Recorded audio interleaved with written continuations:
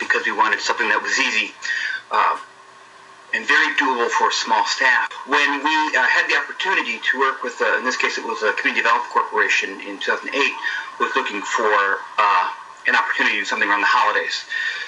We wanted to build something that was easy, staff, very limited resources, small budget, and we also knew that it defeated the purpose to have an event where people stagnate. So we were looking for an event that could get people to spread around to different retailers and businesses and different members of this Community Development Corporation. And it was something that was very attractive to the businesses that were supporting this and part of this Community Development Corporation.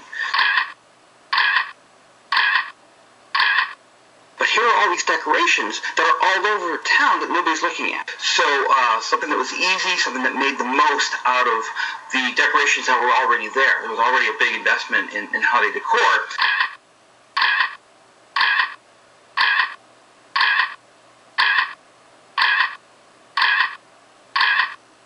A modern-day sleigh ride with the tops down in a Jeep or a convertible, and you can really take in the whole, literally immerse yourself into the whole holiday atmosphere.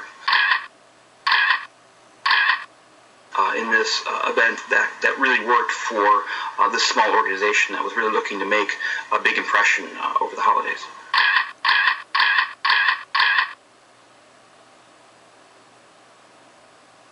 Any business can participate in the Candy Cane Cruise in a number of different ways, and we offer a whole bunch of ideas on how to do that. They could partner with a retail location, with an eatery, or they could partner with a nonprofit. They could partner with a retailer. They could hold their own open house, entertainment, or some kind of attraction, or a window display, or invite a nonprofit to be a part of their open house. Something fun. It's for any kind of business that wants to be a part of it.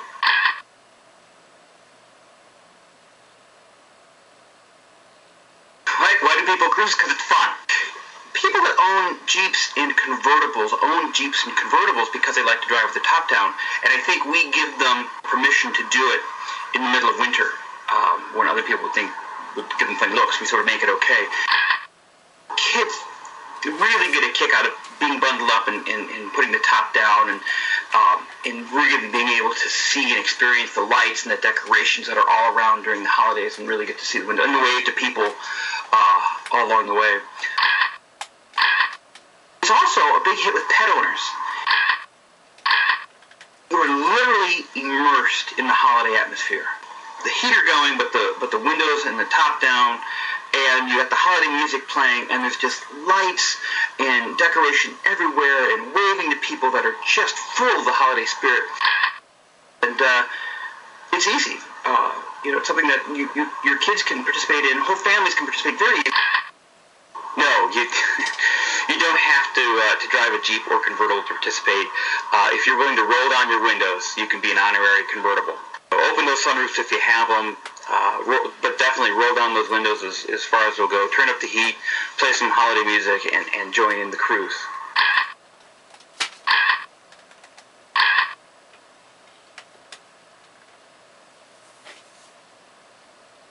Sure.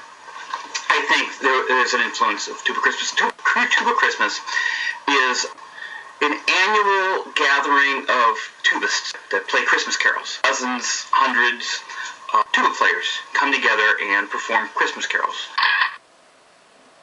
Christmas event, and I've been doing it for a number of years. In both cases, it's really the participants that make the show. The event is really created when all these Jeep and convertible drivers come together to cruise a neighborhood. There's certainly a bit of the spectacle with it. You get a couple dozen Jeeps and convertibles going in the middle of winter. It sort of creates a spectacle. They're certainly both based on capturing and really embracing the holiday spirit. There's some geographic exclusivity also. And we sort of take that same approach with managing the Candy Cane Cruise event. So one per region. The event becomes a regional event. I played my tuba at the first Candy Cane Cruise in 2008. There's a picture of it somewhere, I'm sure, which was fun.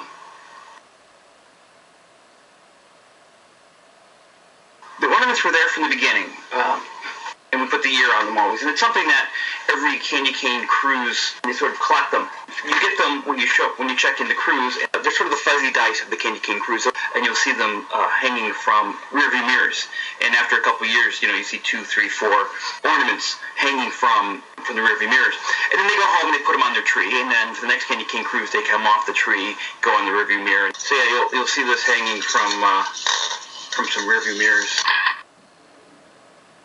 It shows you were there, and it's certainly a conversation piece and something, an ornament that people definitely point out when they have visitors over at their house. Because candy cane cruise events are so easy, a wide variety of organizations can produce one. It was designed and conceived to be easy for a volunteer group to do. A downtown association, any kind of merchant group, a business improvement district, business members. So a chamber of commerce could offer it as an added benefit to their members, or they can offer it as a premium to their members and charge them to the ones that want to participate. A single merchant can get a license. A lead retailer is what we'd call them. If it's a restaurant or a merchant, they can become a licensee, and then they can invite others to participate in the Candy Cane Cruise. Because Candy Cane Cruise events are so mobile, could offset entirely their cost of the licensing and the marketing. Non-for-profits can certainly use a Candy Cane Cruise as a fundraiser.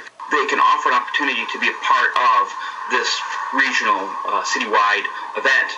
So there's definitely some return on that investment in addition to supporting a nonprofit organization. The licensing agreement is fixed, and it's something that can be budgeted, certainly affordable. And there's so many things included that it works for a volunteer group or a small staff or no staff. The geographic exclusivity, yours is going to be the only Candy Cane Cruise in your entire region. The best practices guide, so you get templates and you get an entire library of graphics, images that we've collected. So the ornaments, the webpage is a big part of that at candycanecruise.com that is specific to your event, lists all your sponsors, lists all the participating merchants, puts the route, everything they need to know, the check-ins, the times, everything that's unique to your event, and gives a great return for all those merchants and sponsors that are participating. Your registration is taken care of. There's a full-service registration site that handles all the registrations for participants. Sort of an instant understanding of what Candy Cane Cruise is. It's a growing brand, but more and more people are becoming aware of what a Candy Cane Cruise is. A direct mail piece inviting the Jeeps and convertibles in your area to participate. So once you end up with a Candy Cane Cruise license, really the only thing that's left is the fun part, is to work with the businesses that want to participate, and then to check people in and make sure they get their ornament and their goodie bag prior to the event.